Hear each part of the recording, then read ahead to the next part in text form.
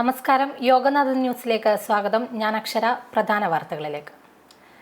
ഗവർണറുടെ നയപ്രഖ്യാപന പ്രസംഗത്തിന്റെ കരടിന് ഇന്ന് ചേരുന്ന മന്ത്രിസഭാ യോഗം അംഗീകാരം നൽകും. 23-നാണ് നിയമസഭാ സമ്മേളനം തുടങ്ങുന്നത്. വെള്ളക്കരം കൂട്ടാൻ LDF അനുമതി നൽകിയതോടെ ഇക്കാര്യവും മന്ത്രിസഭ ചർച്ച ചെയ്തേക്കും. ലിറ്ററിന് 1 പൈസ കൂട്ടാനാണ് നീക്കം. വാളയാറിൽ ദുരൂഹ സാഹചര്യത്തിൽ മരിച്ച പെൺകുട്ടികളുടെ അമ്മ ഹൈക്കോടതിയിൽ. മക്കളുടെ മരണത്തെക്കുറിച്ചുള്ള CBI അന്വേഷണം ശരിയായ രീതിയിലല്ല നടക്കുന്നതെന്നാണ് ആരോപണം. അന്വേഷണത്തിന് കോടതിയുടെ മേൽനോട്ടം വേണമെന്നും പെൺകുട്ടികളുടെ അമ്മ ആവശ്യപ്പെടുന്നു. പൊതുവഴിയിൽ മദ്യപിച്ച് കലഹിച്ച CPM മുനിസിപ്പൽ കൗൺസിലർ അടക്കം 7 പേർ അറസ്റ്റിൽ.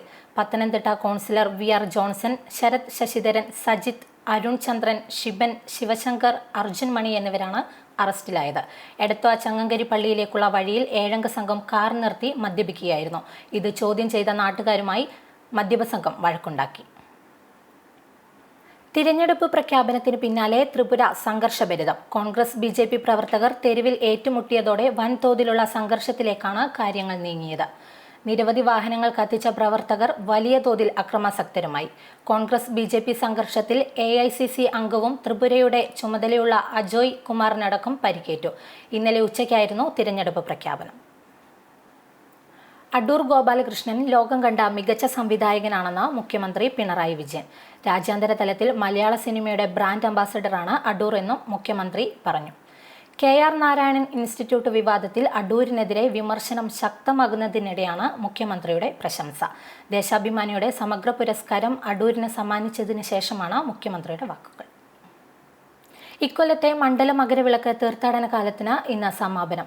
മകരവിളക്ക് ദിവസം മുതൽ മണിമണ്ഡപത്തിൽ നിന്ന് ആരംഭിച്ച അയ്യപ്പന്റെ എഴുന്നള്ളത്ത് നായാട്ടുവിളിയോടെ ശരംകുത്തിയിൽ സമാപിച്ചു.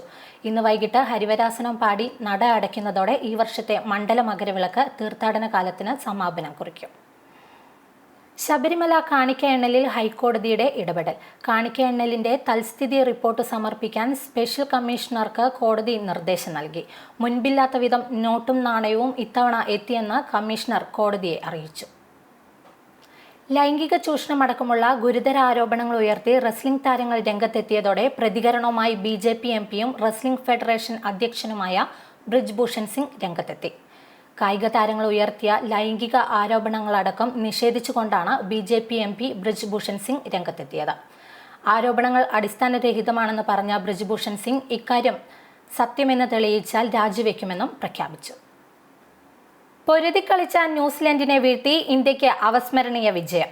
തോൽവിയുടെ വക്കിൽ നിന്നും തിരിച്ചടിച്ച് ആരാധകരുടെ നെഞ്ചിടിപ്പ് കൂട്ടിയ സന്ദർശകരെ ഒടുവിൽ ഇന്ത്യ വീഴ്ത്തിയത് 12 റൺസിന്. ടോസ് നേടി ബാറ്റിംഗ് തിരഞ്ഞെടുത്ത ഇന്ത്യ നിശ്ചിത 50 ഓവറിൽ നേടിയത് 8 വിക്കറ്റ് നഷ്ടത്തിൽ 349 റൺസ്. കിവീസിന്റെ മറുപടി 49.2 ഓവറിൽ 337 റൺസിൽ അവസാനിച്ചു. ഈ വാർത്താ ബുള്ളറ്റിൻ അവസാനിക്കുന്നു. നമസ്കാരം.